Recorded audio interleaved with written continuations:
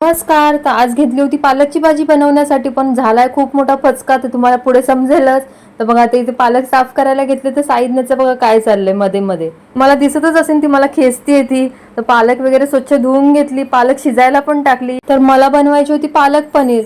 तर मग सगळे करून तयारी वगैरे करून घेतली आणि मी पण किती शहाणी आहे, नंतर बघितलं पनीर आहे की नाही. पनीर तर होतं ते मला माहिती होतं, पण पनीर 2-3 दिवस झालेले त्याला आणून. तर हिरव्या मिरचीमध्ये वाटण वगैरे करून घेतलं, पालकची ग्रेव्ही करून घेतली आणि नंतर मग जेव्हा फ्राय करायचं होतं फोडणी द्यायची, तेव्हा काढून बघितलं तर ते पनीर पूर्ण खराब झालेलं. मग आता म्हणलं काय करणार, नुसतं पालक तर नाही चांगलं लागणार.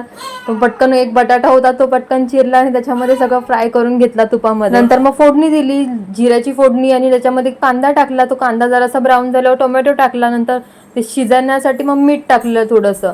नंतर मग हळद पावडर टाकली, धना पावडर, आपले जे बेसिक मसाले असतात ते, थोडंसं लाल मिरची पावडर, आपला घरगुती मसाला जो तिखट असतो तो काय टाकला नाही, कारण की मिरची टाकलेली होती ऑलरेडी. तसं छान फोडणी दिली.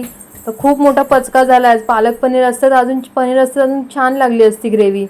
तर मुली काहीतरी ॲडजस्ट केलंच पाहिजे. तर बटाटा होता तो केला, पण बटाट्यामध्ये पण छान लागत होती भाजी. नंतर मग आता जेवणासाठी आज खूप दिवसांनी हे पण घरी होते, म्हणजे टाईम नसतो त्यांचा, तर खूप दिवसांनी एकत्र जेवण केलं. तर बटर लावून वगैरे चपाती छान गरम केली, असं जेवण केलं. साईची पण बघा मध्ये लुडबुड कशी चालली. तर कशी वाटली रेसिपी नक्की सांगा. भेटू पुढच्या ब्लॉगमध्ये. बाय.